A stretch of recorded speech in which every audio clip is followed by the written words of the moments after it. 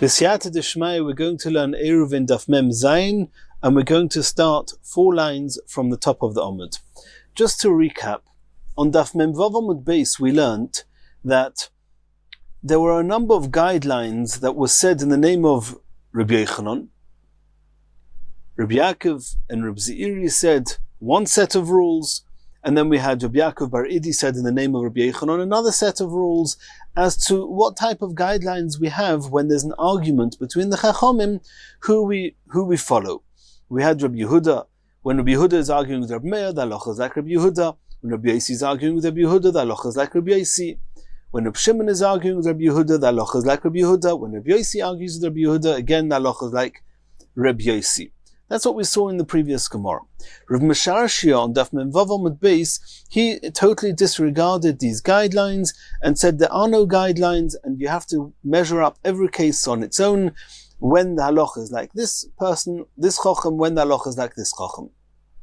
And we're trying to find some sources where Rav Mesharshia got this idea from that there are no guidelines. He must have had some proof, some cases where the guidelines were not met, and that would tell him there are no guidelines.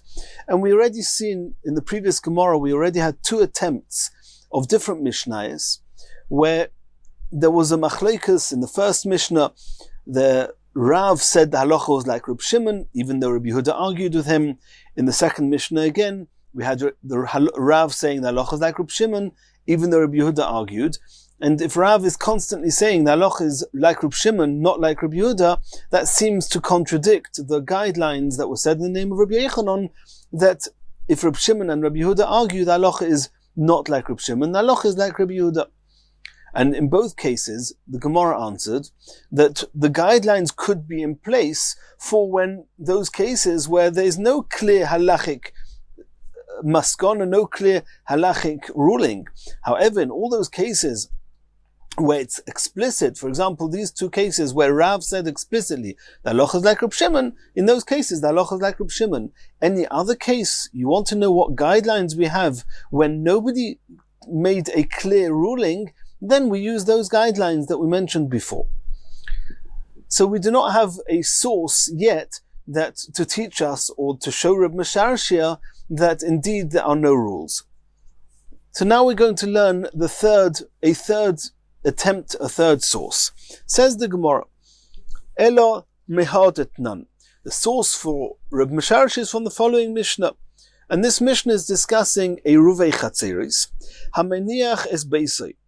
If somebody, a typical chotzer, has a courtyard, has a number of homes that are sharing the courtyard together, and one of the homeowners left for Shabbos, he went to spend time in a different city, echod nochri ve'echod Yisrael, irrespective of if that one person that left was a Yisrael or if it was a Gentile, since he did not join the Eiruvei Chatzeris, and he does own a home that shares or has a part in the Chotzer, therefore it's as if the Eiruv has not been made properly. An Eiruv, the whole idea is an Eiruv Chatzeris, is that you shouldn't carry from a bayis, a home that belongs to one owner, to a chotzer that belongs to multiple owners.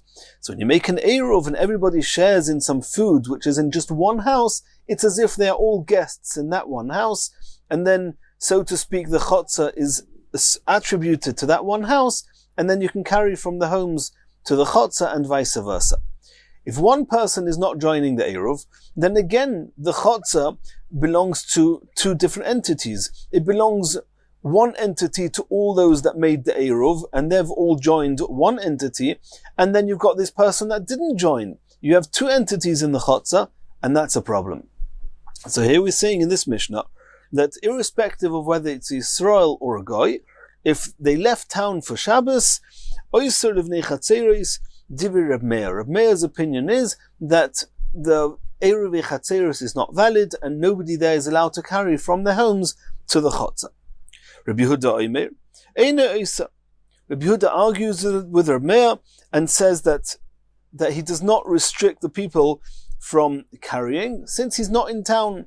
If he's not in town, it's as if he's, so to speak, for this Shabbos given up his part in the home, he's not there, and therefore he does not stop all the other people joining and becoming one entity and then being allowed to carry in the chotzer.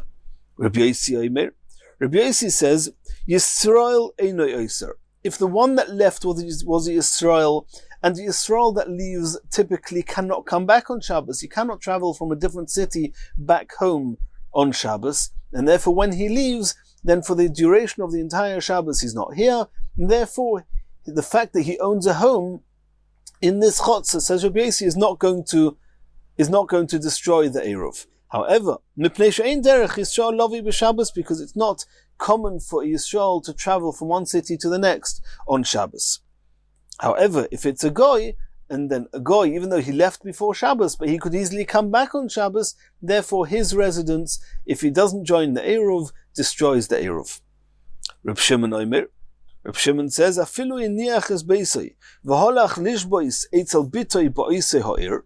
Even if he left his home to go to his daughter's home in the same city, eino isa, since he's away for Shabbos, even though he's in the same city and he could come back, but since he's gone away and doesn't intend to come back, therefore he does not passel the Eruv. Because he has no intentions of coming back for Shabbos. And we're going to see later on in the Gemara where we find this Mishnah, why there's a difference between whether this person, according to Reb Shimon, whether he's going to his daughter or he's going to his son. Says the Gemara, V'omer of Choma bar Guri Omar Rav, again, Rav, relative regarding this Mishnah, said halacha Reb Shimon. The halacha is like Reb Shimon, even though Reb Meir argued with him, and whether the Reb Meir and Reb Shimon, who the halacha is, that was a teiku in the Gemara on Daf Mem Vav. But besides for Reb Meir arguing with Reb Shimon, we have Reb Yossi and Reb Yehuda arguing with Reb Shimon. And according to the rules we saw before from Reb Yechanan, if you've got Reb Yossi or Reb Yehuda arguing with Reb Shimon, the halacha is clearly not like Reb Shimon. The halacha is actually like Reb Yossi. But Rav said the halacha is like Reb Shimon. Uman paligale. Who's arguing with Reb Shimon? Reb Yehuda. And it's not only Reb Yehuda, as we said, it's also Reb Yossi. V'ha'omras, did you not say before one of the guidelines you said was Reb Yehuda v'Reb Shimon halacha Reb Yehuda? That the halacha is like Reb Yehuda over Reb Shimon, and the halacha is also like Reb Yossi over Reb Yehuda, and therefore the halacha would be like Reb Yossi, certainly not like Reb Shimon. And Rav said the halacha was like Reb Shimon. So is this not proof to what Rav Masharashi said, that those guidelines are inaccurate? And even though they may have been said in the name of Rabbi Yechanan, but we didn't accept them, and we'll soon see, Rashi brings later, that there's a chance that Rabbi Yechanan didn't even make these guidelines, it was others who said it in his name, but he didn't make them. Either way, do you not see from this Mishnah and the way Rav ruled like Reb Shimon against those guidelines? Says the Gemara, no. Umay kasha, no. It's not a question. That means even if there were guidelines, it's not a contradiction to what Rav said. Why? Dilma, hochanami heichad itmar itmar. Exactly as we've said in the two previous attempted sources, the same applies here. It's the third time we have Rav that's ruling against the guidelines. But at this point, the Gemara is assuming that the guidelines are intact for those cases where nobody made a final ruling. However, when Rav says the halacha is like Reb Shimon, then the halacha could be like Reb Shimon. If nobody says the halacha is like Reb Shimon, then we would not paskin like Reb Shimon. We would rule either like Reb Yehuda or even more like Reb Yossi. Elo mehaditnan. We're going to have a fourth Mishnah, which hopefully, or Reb Masharash is going to try and bring proof from this Mishnah that there are no guidelines. V'zeu, says the Mishnah, V'zeu she'omru he'oni ma'orev baraglov. We've discussed previously at length, there are two ways, or we thought and assumed there are two ways where a person can acquire his residence at the entrance of when Shabbos comes in, and that will be the center of his residence for Shabbos, and he can walk, not carry, he can walk 2,000 ames in any direction around him. How does a person determine where he is, where his center of residence is when Shabbos comes in? Most basic and straightforward will be where his feet are, which means where he is in person. Where you are, that becomes the center of your residence for Shabbos. If you're in a city, then the whole city is considered your residence and you get 2,000 amos around the city. Either way, where you are. But we said there's another way of doing that. If you want to actually travel on Shabbos towards the east, 4,000 amos, then where you are now has to be the furthest west of your Eruv, and you actually have to make the center of your residence 2,000 amos further east from where you are now. So how do you do that? You could go in person before Shabbos comes in, to go there 2,000 amos east, wait there till it's night, and then come back to your home, and then you can have 2,000 amos in any direction from where you were when Shabbos came in. But that's a very big bother, to have to go 2,000 amos just to be there when Shabbos comes in, just because some point later on Shabbos you want to walk 4,000 amos in that direction. So the Chachomim said, make an Eruv, send a shliach, an agent, take some food on your behalf, he'll go to that place, and he'll say on your behalf that the food is representing this person, and this is considered his center of residence for Shabbos, and then this person can go 2,000 amos around where the Eruv is. That's what we learned till now. The question is, can anybody send a food item, or can anybody go there on their own? That these two methods of making an Eruv, or these two methods of acquiring residence in the halachas of Tchum, who do they apply to? So says the Mishnah, V'zeu she'omru, this that they said, He'oni ma'oriv baraglov, a poor man who does not have any food available to put for the Eruv, he can go and acquire his residence with his feet, which means he can go in person, and that way he will acquire his residence where he wants to be the center of his residence for Shabbos. Reb Meir said, Onu ein lanu elo oni. Reb Meir held that only a poor man can make, so to speak, an Eruv that way, can go 2,000 amos away from his home before the onset of Shabbos, just be there till it becomes night, and then that will become the center of his residence. Rabbi Yehuda says, Echod oni ve'echod osher. Even a rich man who's got food, and he could have sent food to represent him, he could also go on his own if he wants to. The Chachomim just said that you can use food to represent you, Elo lahokil ala osher. They only said it in order to make life easier for those who could afford the extra bit of food to send with the agent, but not to exclude. They didn't mean to say that only a poor man is allowed to go there in person. The rich man can also go there in person. Just why bother if you can send some food along with an agent? That was the machlokes in the Mishnah. Umasni lo Reb Chia bar Ashi. Reb Chia bar Ashi was teaching this Mishnah lechia bar Rav, to Chia, the son of Rav, kamei de Rav, in the presence of Rav. Echod oni ve'echod oshir, that both a rich man and a poor man are allowed to make use of this method of acquiring residence by going there and being there in person. Va'omar li Rav, and Rav, who heard Reb Chia teaching his son Chia this Mishnah, Rav said to him, Siyem beinami, when you finish teaching my son, then teach him also that halacha Reb Yehuda. The halacha is like Reb Yehuda. The question is, why do you need to teach my son the halacha is like Reb Yehuda? Do we not have a rule across the board that when you've got Reb Yehuda and Reb Meir, the halacha is like Reb Yehuda? Those are one of the guidelines we learned on Daf Mem Vav Amud Beis. Why did Rav have to explicitly say, tell my son the halacha is like Reb Yehuda? Of course it's like Reb Yehuda. Tarti lomoli. Why do I need two statements? V'ha'omrus. Did you not say already Reb Meir v'Reb Yehuda halacha Reb Yehuda? So we see from here, from the fact that Rav had to explicitly tell Chia bar Ashi, to tell his son, to tell Rav's son that the halacha is like Reb Yehuda, it seems that the guidelines were not accepted.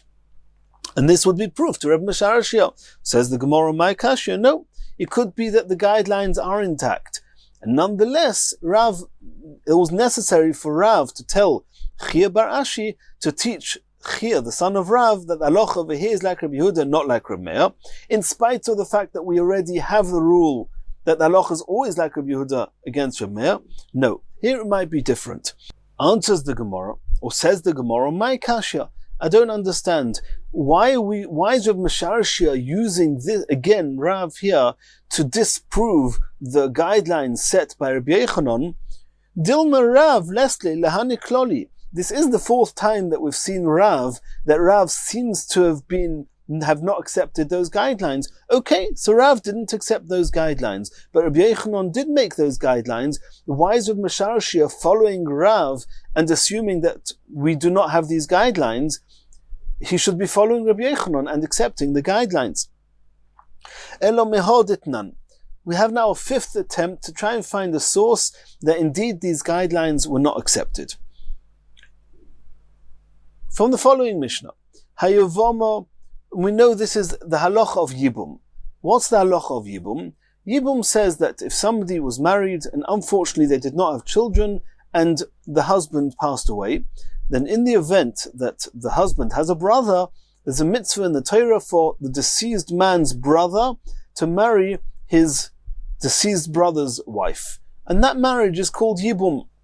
Normally, for a person to marry his brother's wife is seriously also, it's an isachi of chorus, of eishes ach. However, in the case of Yibum, the Torah said that eishes ach does not apply, there's a mitzvah of Yibum. And this is going to be discussed at length in Masechas Yevomis. There are certain cases where Yibum would apply, but for whatever reason, good or bad, the couple do not want to get married to each other. So what do they have to do? The brother has a mitzvah to marry his deceased brother's wife. So there's a ceremony called chalitza, and we'll learn about it in Yevomis, but doing chalitza is a way of severing those ties between the widow and her brother-in-law, and that way he can then marry who he wants and she can marry who she wants, and the Yibum is no longer getting in her way, is no longer stopping her from getting married. So it says here that Hayavoma, this woman who's unfortunately lost her husband and they didn't have children, lo yisachloit v'lo tiyabim. She's not allowed to do not chalitza and not yibum. Ad sheyihulo shloisha chadoshim. She has to wait for 3 months after her husband's passing, and because it could be that just before her husband passed away, she became pregnant from him.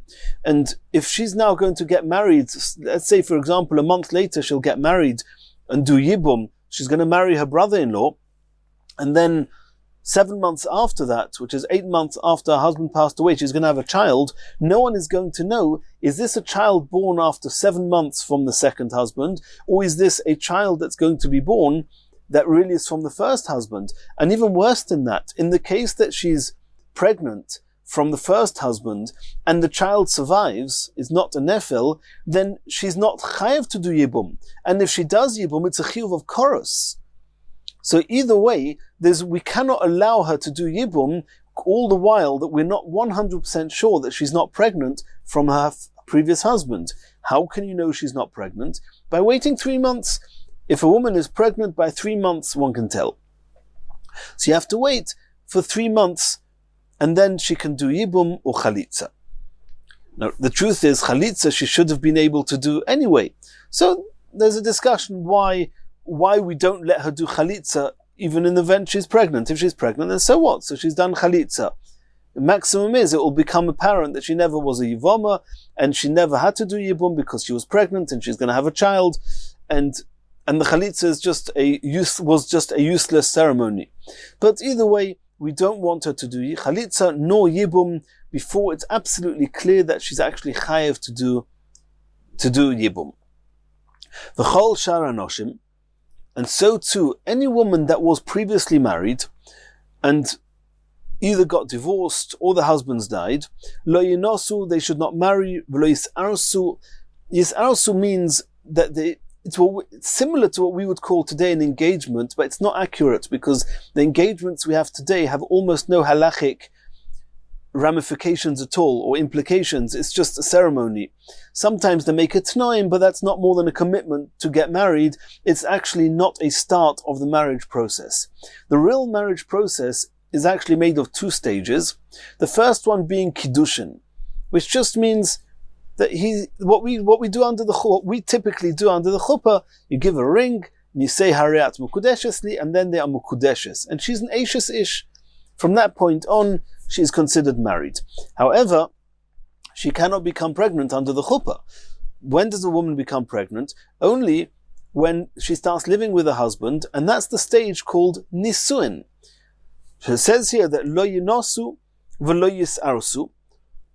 A woman who was previously married should not get married, and she should even not do just kiddushin ad sheyu lohen shloisha chadashim, unless 3 months has passed since she left her previous husband, for the same reason as we said before. If she doesn't wait the 3 months, she may become pregnant, and then they will not know whether this child is a child of the second husband or a child of the first husband.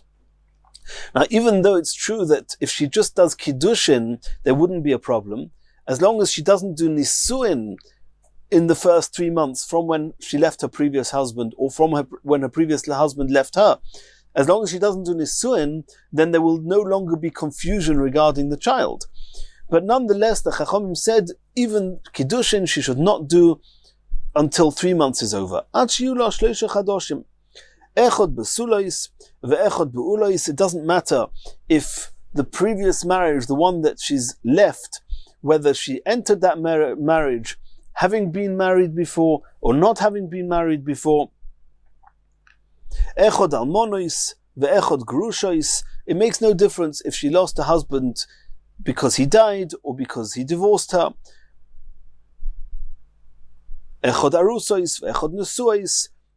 Either way, it doesn't matter what their history is. If the history is arusois, the history is nesuois, the history is almona, grusha, whatever the circumstances are, the Tanakam of this Mishnah hold that until 3 months you're not allowed to do not nisuin and also not kiddushin.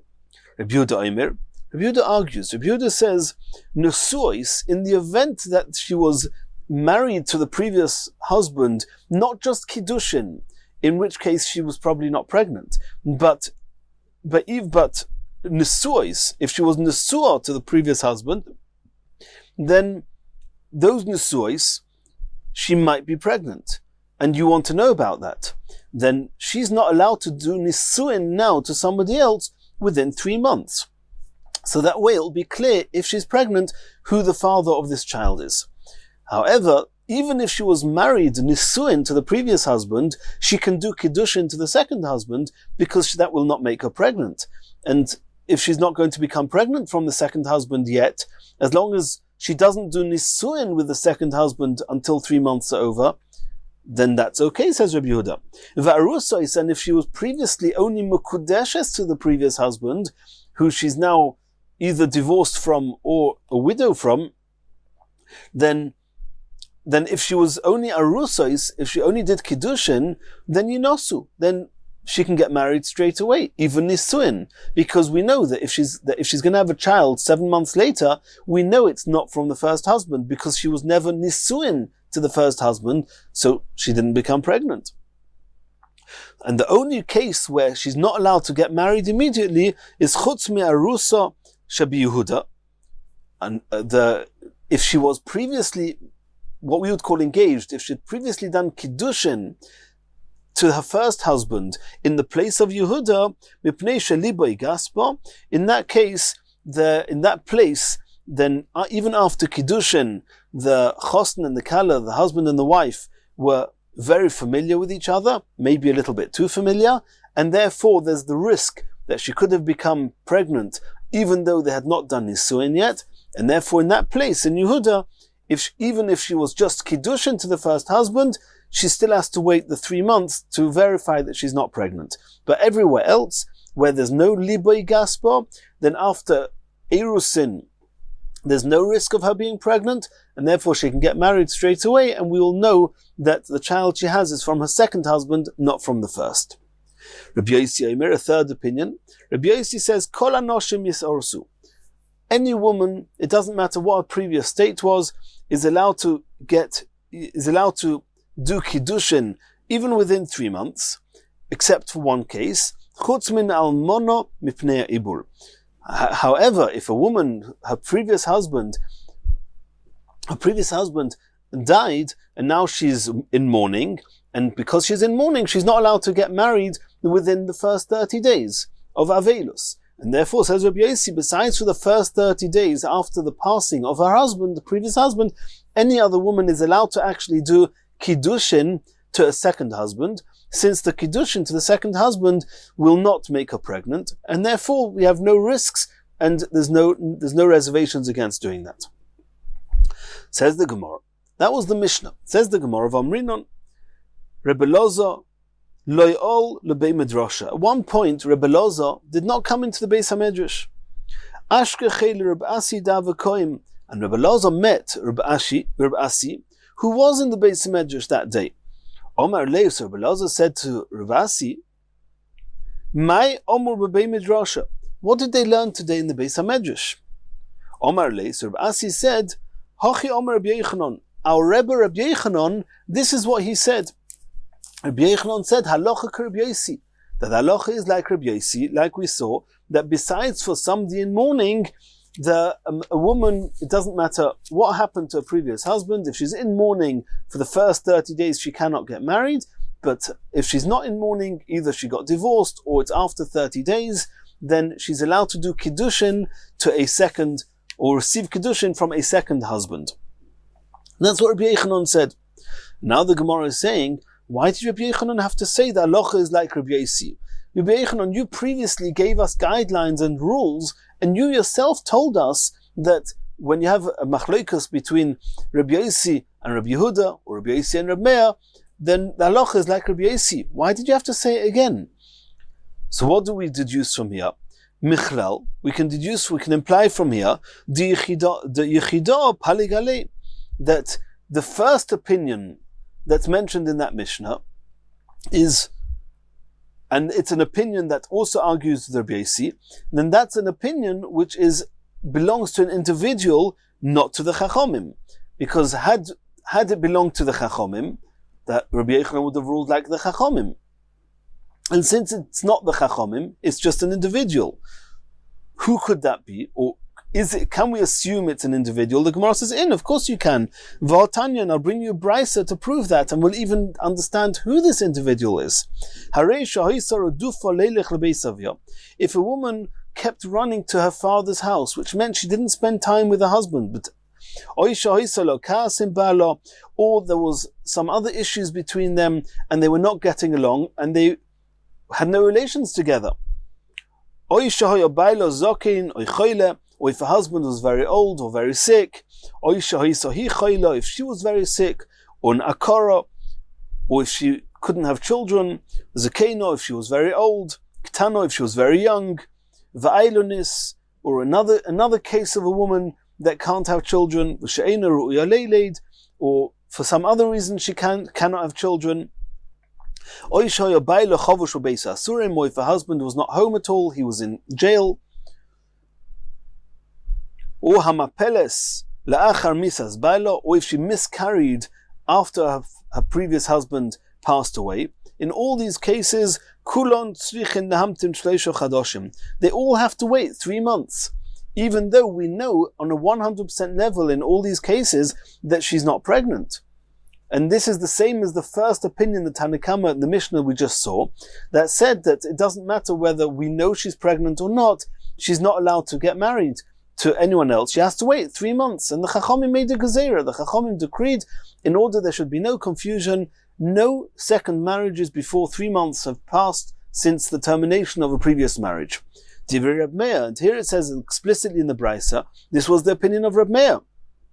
Rabbi Yossi matir li'oris v'linosei miyad. Rabbi Yossi says not only can you do kiddushin to a second husband, but in these cases where we know she's not pregnant from the previous husband, she can even get married and do nisuin to the second husband. So we see here that the first opinion in the Mishnah was Reb Meir, and then we had the end of Rabbi Yossi, and Rabbi Yechanan told us that halacha is like Rabbi Yossi. Well, you, Rabbi Yechanan, said that when you have a machlokas Rabbi Yossi and Reb Meir, you said explicitly that halacha was like Rabbi Yossi. Why did you have to tell us that halacha here was like Rabbi Yossi? Lomali, ha'omrus, did you, Rabbi Yechanan, yourself not say Reb Meir v'Reb Yossi halacha Rabbi Yossi? So why do you have to say it again here? So from here it seems to be proof to what Moshe said, that these guidelines that were quoted in the name of Rabbi Yochanan previously, Rabbi Yochanan didn't even say them because he himself, so to speak, contradicted himself by saying the halacha is like Rabbi Yossi. Says the Gemara, no. Well, my kasha, there's no question. It could be the guidelines are intact. And what Rabbi Yochanan said, those guidelines exist. And over here is different, and Rabbi Yochanan had to find it necessary to tell us the halacha is like Rabbi Yossi. Why? Because besides for the guidelines Rabbi Yochanan said, we know something from Rav Nachman Amar Shmuel. When it comes to the precautionary decrees, there the halacha is always like Reb Meir. Over here, there's a precautionary decree that Reb Meir said that no woman should get married, a second marriage, without waiting 3 months. Maybe the halacha is going to be like Reb Meir here, even though it contradicts the general rules that when you have a machlekes Reb Yossi and Reb Meir, the halacha is like Reb Yossi, but when it's talking about these precautionary decrees, the halacha will be like Reb Meir, and the different rules apply. That's why Rabbi Yochanan had to say explicitly, no, even though it's Reb Meir, and we know the halacha is usually like Reb Meir with these decrees, over here the halacha is like Rabbi Yossi. So you cannot prove from what Rabbi Yochanan said that the rules, the guidelines that were quoted in his name were inaccurate. And if so, again, Reb Mesharsheh does not have a source to say that the guidelines were inaccurate. Says the Gemara, Elo mehod Tanya. This is another source, that possible source to Reb Mesharsheh. Elo mehod Tanya. We learnt in a brisa, and this is a brisa that discusses whether one is allowed to do business or to have transactions with goyim close to their holidays, and their holidays are associated with avodah zarah and things that we have no association to, and doing business with them then is something which the Chachomim did not allow. Hoilchin, however, says the brisa, Hoilchin liyirid shel nochrim. One's allowed to go to a fair, to where these goyim are selling their wares. V'loichim em beheiman, you can buy from them animals, va'avodim, slaves, or shvachis, maidservants, batim, sodos, or kromim, homes, fields, and vineyards. You're allowed to buy from these goyim.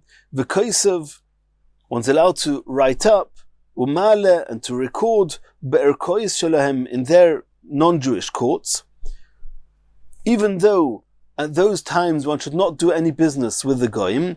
No, mipnei shehu kamatzil miyadam, because it's similar to saving one's property from their hands, since the only way that a Yisrael can actually secure his property and make sure that what's his and the transactions that he's made are actually final and binding and secure is by doing these things. And therefore he's allowed to do it because he's just saving his own property. Vim hoya kohen, if this person was a kohen, mitame b'chutz la'aretz, even though a kohen has to be very careful to remain pure, not to become tomei, he's allowed to go to chutz la'aretz, even though chutz la'aretz makes a person tomei on some level, lodun, in order to litigate, ul'arer imoen, and to sue them in order to save his belongings. Ukashem shemetami b'chutz la'aretz, in the same way as a kohen is allowed to make himself tomei by going to chutz la'aretz in order to save his property from the goyim, kach metami b'beis hakvaros, he's also allowed to make himself tomei by going into a graveyard. Asks the Gemara, beis hakvaros sol kadaitoch, do you really think that a kohen would be allowed to go into a beis hakvaros and make himself tomei in order to secure his properties? That can't be. It's a lav in the Torah. It's an explicit aver in the Torah. Tumei doiraisahi. We wouldn't waver that, even if it's to save his property. Elo, what it means doesn't mean the typical graveyard, which is definitely tomei min ha-Torah.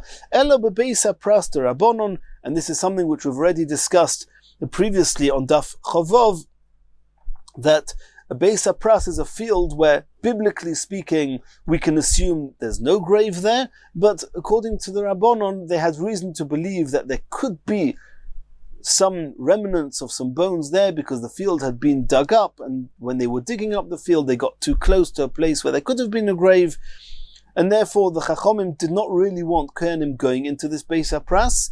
However, in order to save his own property and secure his property, he was even allowed to go into a Beis HaPras.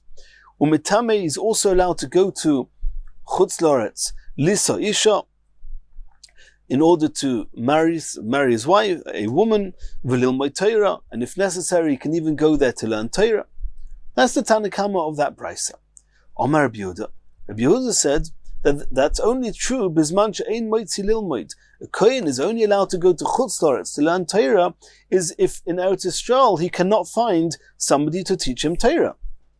Aval moitzi lilmod. But if you can find somebody to teach him Torah without having to become Tomei, lo yetame. He's not allowed to become Tomei just because he wants to learn somewhere else. And that was the opinion of Rabbi Yehuda. Rabbi Yosi Omer, Af bizman shemoitze lilmod nami yetame. Even if he could find somebody theoretically to teach him Torah where he lives without having to make himself Tomei, he's allowed to make himself Tomei to go and learn elsewhere, even if it means he's going to make himself Tomei on a rabbinical level, obviously, either by going to Chutz Loretz or the Beis HaPras. Why? How do we understand Rabbi Yosi? So Rabbi Yosi says, Lefi she'ein min hakoil odom zoicha odom lilmod, because a person does not merit learning from anybody. It cannot be taken for granted that just because somebody is teaching Torah, that you can actually be his Talmud and learn from him. There's different styles of teaching, and Rashi says that some rebbes that are unique in being very short, to the point, and concise, and it's worth traveling further afield to such a rebbe, even if it would mean an infringement of being Tomei on the rabbinical level. Rabbi Yosi added, Maisa b'Yosef HaKohen. There was an incident with Yosef, who was a Kohen. Sheholach etzel Rabbi leTzaydon. He went to a place called Tzidon, which was in Chutz Loretz, to learn Torah, Lilmod Torah. V'omar Rabbi Yochanan. And here Rabbi Yochanan said, Halacha Rabbi Yosi, the halacha is like Rabbi Yosi. And here the question applies, like we said before. Who's Rabbi Yosi arguing? He's arguing with Rabbi Yehuda. Rabbi Yochanan, you yourself said before that the rules are that Rabbi Yosi, the halacha is, when he's arguing with Rabbi Yehuda, the halacha follows Rabbi Yosi. So why did you have to explicitly say here, Omer Rabbi Yochanan, the halacha is like Rabbi Yosi? V'lomoli. Did you not tell us already once that those are the guidelines? So this seems to be proof to Rabbi Mesharshia that these guidelines were never said by Rabbi Yochanan, and therefore Rabbi Yochanan in this particular case had to say that halacha is like Rabbi Yosi, but not that it's a rule across the board. And that would be proof to Rabbi Mesharshia. Omer Abaya. Abaya says no. Itzrich. It could be that we need both. It could be that what Rabbi Yochanan made those guidelines are true. And nonetheless, Rabbi Yochanan had to say here that halacha is like Rabbi Yosi over Rabbi Yehuda. Why?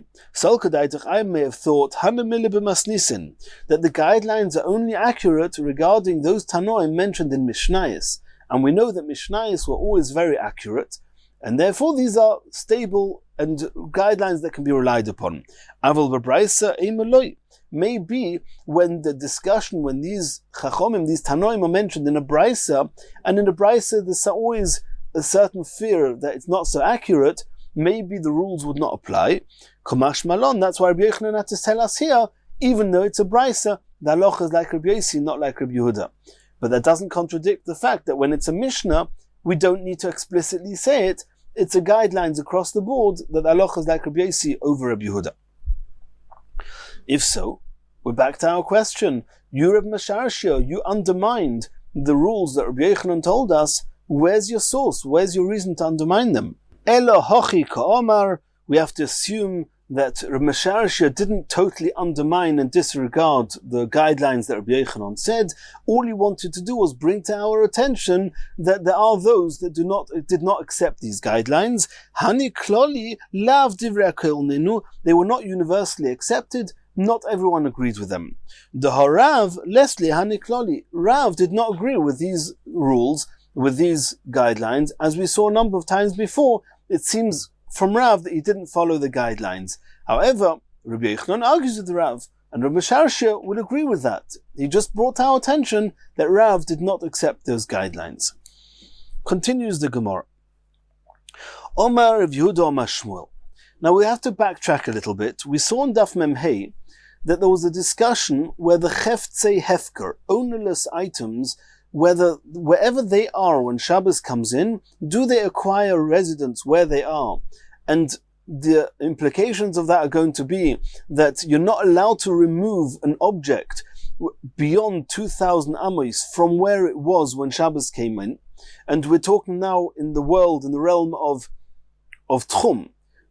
The other issues of carrying in Rishus Harabim, those have to be taken care of independently. But an object is not allowed to be moved more than 2,000 amos from where it was when Shabbos came in.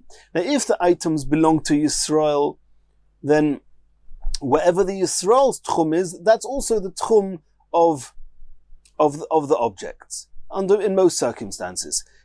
If they don't have any owners, if the objects have no owners, that was a discussion we saw previously on Daf Mem Hey, whether Cheftze Hefker are Koine Shvisa or are not Koine Shvisa. If they're Koine Shvisa, the 2,000 amos they have were determined where they were when Shabbos came in. If they are not Koine Shvisa, then the first person that's, so to speak, going to acquire them is going to pick them up and take them. Then at that point, then the tchum of that person is what determines the tchum of these objects. Now the Gemara is going to discuss Cheftze Nochri. What happens if you have objects belonging to a goy? So on the one hand, it's closer to Yisrael because it has an owner. It has an owner, so maybe in the same way as Yisrael, his objects are Koine Shvisa where the Yisrael is, maybe the objects of the goy are Koine Shvisa where the goy is. Or maybe we say no. It could be that the goy he himself doesn't have shvisa, because Yisrael has shvisa where he was when Shabbos came in, or the food that represented him, however you're going to understand the Eruv, but where he was acquired residence and was fixed, and he could not go beyond 2,000 amos from that point. A goy doesn't have those halachas. So maybe in the same way as a goy himself has no shvisa, has no residence that's fixed for Shabbos, so his items also don't. So that's going to be a discussion now. Cheftze nochri ein koinin shvisa. That the Rabbi Yehuda Mashmuel said that objects belonging to a goy are not koinin shvisa, and therefore, if the goy moved the items that belong to the goy 2,000 amos on Shabbos, that doesn't mean that we have to view these items as having left their tchum, and therefore you're not allowed to move them at all. No, they never had a tchum, and therefore the goy brought it, even if it's way more than 2,000 amos from where they were, or from where the goy was when Shabbos came in, we don't have an issue with that. Asks the Gemara, Leman. According to what opinion is what Rav Yehuda Mashmuel said true? And we'll remember, we saw in the Mishnah, Rabbi Yochanan ben Nuri actually says that Cheftze Hefker are Koine Shvisa. The Chacham say Cheftze Hefker are not Koine Shvisa. So the Gemara is now asking, according to the Chachamim we saw in the Mishnah previously, Pshita, then it's obvious that Cheftze Nochri are not Koine Shvisa. It doesn't need to be said, because Hashta Cheftze Hefker deleslu bailim ein Koine Shvisa. If the objects that have no owners, we say they are not Koine Shvisa, then obviously Cheftze Anochri, the Isle Bailim, the objects belonging to Goyim, who these objects have owners, and their owners are clearly not bound by any residence, they have no Shvisa on Shabbos, of course the objects will not have Shvisa. Even objects that have no owners, that are determining that there's no shvisa, and nonetheless they don't have shvisa. Of course, if they belong to owners, that the owners don't have shvisa, of course the objects are not going to have shvisa. So according to the Chachomim, why was it necessary for you, Rav Yehuda Mashmuel, to say that Cheftze Nochri ein koinin shvisa? It goes without saying. Elo alibad Rabbi Yochanan ben Nuri. It must be that Rav Yehuda Mashmuel was following Rabbi Yochanan ben Nuri. Rabbi Yochanan ben Nuri said that Cheftze Hefker do have shvisa. They were coming to say, but Cheftze Nochri, they are different, they do not have shvisa. V'kamash malon, what are they coming to teach us? Eimer de Omar Rabbi Yochanan ben Nuri koinim shvisa. When did Rabbi Yochanan ben Nuri say that objects are koina shvisa, they acquire residence where they are when Shabbos comes in? Hanamili cheftze hefker, that's only ownerless objects. Deleslu bailim, they don't have any owners. So we say you have no owner where you are, that's your residence. Aval cheftze anochri, but the objects belonging to a goy, de islu bailim, they belong to an owner that clearly has no shvisa. Loy, then their residence is exactly as bound and determined as their owners are. And the same way as their owners, being goyim, have no residence, so too these objects have no residence. And that's going to be the chiddush of Rabbi Yehuda Shmuel, consequent to holding of Rabbi Yochanan ben Nuri. Meisei asks the Gemara from a brisa. Reb Shimon ben Elazar Omer, Hashoel kli min hanochri b'yontiv. If somebody borrows a utensil from a goy on yontiv, from a guy who lives in the same city as he does, or if Yisrael actually lends a utensil belonging to himself to a guy before Yom Tov, and the Ritva brings that she'ela is koina, that in this context, lending something to a guy gives it the status, as far as Tchum is concerned, gives it the status of utensils belonging to a guy. When Yom Tov came in, these utensils belonged to the goy, or were associated to the goy. And then the goy returned these utensils to the Yisrael in the middle of Shabbos. V'akelim v'ha'itzreis, or even ownerless utensils that were placed in storage, and after having been abandoned, and they have no owners. Sheshavsu b'toich tchum, and these utensils, they were within the area of the tchum of a city when Shabbos came in. Yesh lem alpaim amo lekol ruach. In all the above, the kelim have 2,000 amos of tchum from based on where they were when Shabbos came in.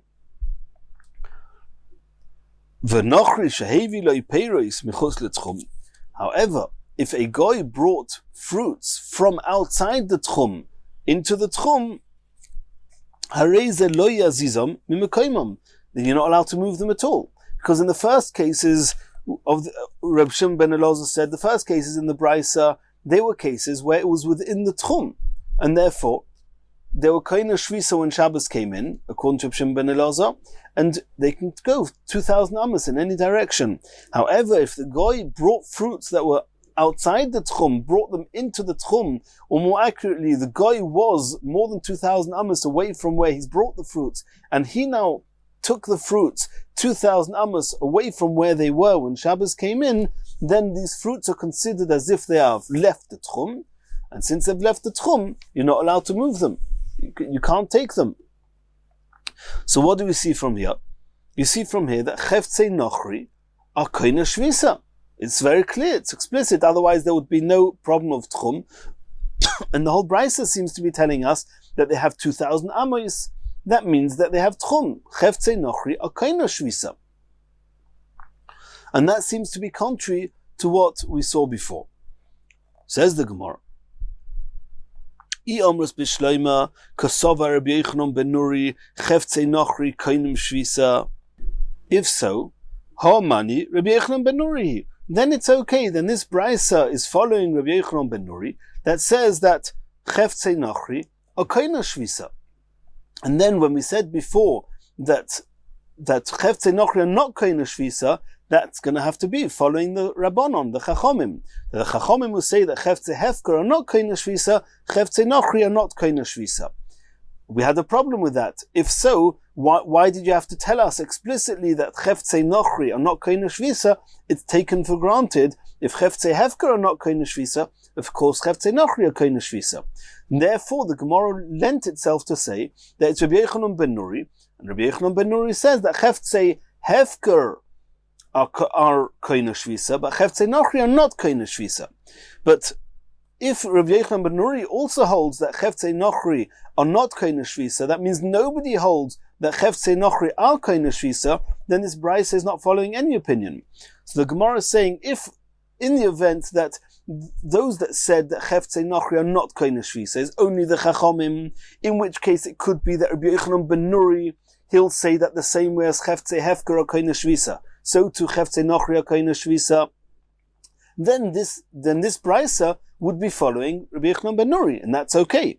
Eloi Amrus Kasav Rabbi Yochanan ben Nuri, Cheftzei Nochri ein Koine Shvisa, based on what we saw a few moments ago, that even according to Rabbi Yochanan ben Nuri, Cheftzei Nochri are not Koine Shvisa, Hamani, Lo Rabbi Yochanan ben Nuri, v'lo Rabbanon. Then this brisa, this Reb Shimon ben Elazar, he's not following any of the Tanoim before him, not the Rabbanon, and not Rabbi Yochanan ben Nuri. Says the Gemara, La'olam kasava Rabbi Yochanan ben Nuri, Cheftzei Nochri Koine Shvisa. It must be that according to Rabbi Yochanan ben Nuri, not only Cheftzei Hefker are Koine Shvisa, Cheftzei Nochri, even though they have owners, they are, since the owners themselves do not have Shvisa, the Kalim themselves do not follow the owners, and therefore they themselves are Koine Shvisa, just like ownerless objects are Koine Shvisa.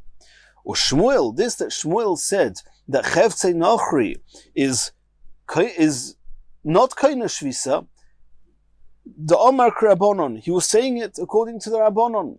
We asked a question that Ude Ka'amras Rabbanon Pshita. If you're going to say that according to the Rabbanon it's so poshet, why did you Shmuel have to say that? If the Rabbanon say that even Cheftzei Hefker are not Koine Shvisa, of course Cheftzei Nochri are not going to be Koine Shvisa. No. Ma'odateim, I may have thought Gezeira Bailim de Nochri Otu Bailim de Yisrael. It's true that logic would dictate that if Cheftzei Hefker are not Koine Shvisa, of course the Cheftzei Nochri are not going to be Koine Shvisa. However, there is a difference between the two. Cheftzei Nochri has owners. Cheftzei Hefker do not have owners. So the Chachomim say Cheftzei Hefker are not Koine Shvisa. Okay, we can understand that. As soon as you say that Cheftzei Nochri are not Koine Shvisa, then maybe we would think that people will make a mistake and they'll say that the same way as Cheftzei Nochri, even though they have owners, they are not Koine Shvisa where they are when Shabbos came in, or where the owners are when Shabbos came in, which is a discussion. Then I may have thought that people will make that mistake and think that even objects belonging to Yisrael are not Koine Shvisa when Shabbos comes in, and that would be a bad mistake. So in order to avoid such a mistake, we say Cheftzei Nochri are Koine Shvisa, and you're not allowed to take the objects out of their tchum of where they acquired their residence, so to speak, when Shabbos came in. Kamash Malon, that was what Shmuel was being mechadish, that even though Cheftzei Nochri have owners, they are not Koine Shvisa, and we're not concerned it will get confused with the objects of a Yisrael who are Koine Shvisa when Shabbos comes in. Continues the Gemara. Reb Chia bar Ovin Omer Rabbi Yochanan, he argues with what Shmuel said before, and says explicitly Cheftzei Nochri Koinem Shvisa, that the objects belonging to a goy, they are Koine Shvisa. Why? Like we just said, the opposite of what Shmuel held, Gezeira Bailim de Nochri Otu Bailim de Yisrael. They were afraid, Chia was afraid, or Rabbi Yochanan was afraid, that if we're going to say that Cheftzei Nochri are not Koine Shvisa, people will think that Cheftzei Yisrael are not Koine Shvisa. They'll think that objects never have a residence, and therefore we said that in order for people not to make that mistake, we're going to say that even Cheftzei Nochri do acquire residence when Shabbos comes in. So, continues the Gemara, a related incident. Hanu divrei de'asu lemavrachto. There were these rams that came to a place to a city called Mavrachta, and they came on Yom Tov. Their owners, the Goyim, brought these rams to this place called Mavrachta from outside the Tchum, from a place more than 2,000 amis away. Sharaluhu Rava lebnei Mechuzah, Rava, who was the Rav in a place called Mechuzah, as we've seen many times already, and the people of Mechuzah were visiting the place called Mavrachta on Yom Tov. Rava told his people of Mechuzah, who were visiting Mavrachta, lemizvan minayu, you can buy these rams from the Goyim who brought them. They didn't bring it especially for the Yisrael, but they brought it to this place called Mavrachta. Rava said, you people of Mechuzah can buy those rams, and then you can take them on Yom Tov back to Mechuzah. Mechuzah and Mavrachta were within 4,000 amos of each other, and therefore the Eruv Tchumen allowed them to commute between Mechuzah and Mavrachta. And Rava seemed to have no issue with the fact that these rams actually came from more than 2,000 amos from the residence that they had at the onset of Shabbos. Ravina challenged Rava and said to him, "My daitche, what's your opinion? The Omer of Yudah Shmuel, Cheftzei Nochri ein koinu shvisa." Are you following what Shmuel said, that the objects, these rams that belong to a goy, they do not have any shvisa, and therefore a goy can bring them from outside the tchum, it's not a problem, and a yid can purchase them, and as long as after the yid purchases them, after the Yisrael buys them, he then mustn't take it beyond his own tchum. But Ravina asked Rava, is that what you're following? Is that what your ruling is based on? It's true that Shmuel said that Cheftzei Nochri are not Koine Shvisa, but we saw Rabbi Yechanan argued and said Cheftzei Nochri is Koine Shvisa. Why are you Rava following Shmuel and not Rabbi Yechanan? The halacha should be like Rabbi Yechanan. V'omer of Chia bar Avin Omer of Yechanan, Cheftzei Nochri Koine Shvisa. Gzeira Bailim de Nochru Oto Bailim de Yisrael. Rabbi Yechanan holds, because of this decree, we're afraid that people will get confused between objects belonging to Jewish owners and objects belonging to non-Jewish owners. We said that the objects of Goyim are Koine Shvisa. So you, Rava, how could you allow the people of Mechuzah to take these rams out of Mavrachta and take them back to Mechuzah? These rams are out of the Tchum. Says the Gemara, Hodar Omar Rava agreed. He agreed with this refutation, and he changed his ruling. Rava said, Lizvana libnei Mavrachta. The people of Mavrachta, they are allowed to buy these rams. Why? Because, like we saw previously in the Mishnah, that Reb Gamliel held that even if something goes out of the Tchum, if it's placed into an area that's circled, that's totally surrounded with mechitzas, then you're allowed to carry in that entire area, even though the area is outside the tchum, and even though it's larger than 4 amos. So Rava said that the people of Mavrachta, since Mavrachta itself was a city that's considered, or circled, or it was considered as, the whole Mavrachta was considered 4 amos, therefore, even though they came from outside the tchum, and even though Cheftzei Nochri do have Koine Shvisa, and it's a problem if they come out of the Tchum, but since Mavrachta is considered a single unit of Daled Amos, the people in Mavrachta can acquire them and use these animals. However, why the Kula Mavrachta Liditu Ka'arba Amos? Tell me, because the whole Mavrachta is considered 4 amos. However, the people of Mechuzah that were visiting Mavrachta, even though Mechuzah and Mavrachta were within 4,000 amos of each other, and there was a tchum, however, the people of Mechuzah were not allowed to take these rams out of Mavrachta to Mechuzah, because Mavrachta itself is outside the tchum of these rams, and it's only because Mavrachta is considered a single entity of 4 amos that the people of Mavrachta were allowed to move them around in Mavrachta. But to take them out of Mavrachta is Osir, and that's what Rava changed his ruling to. And in the next shir, we're going to continue from here.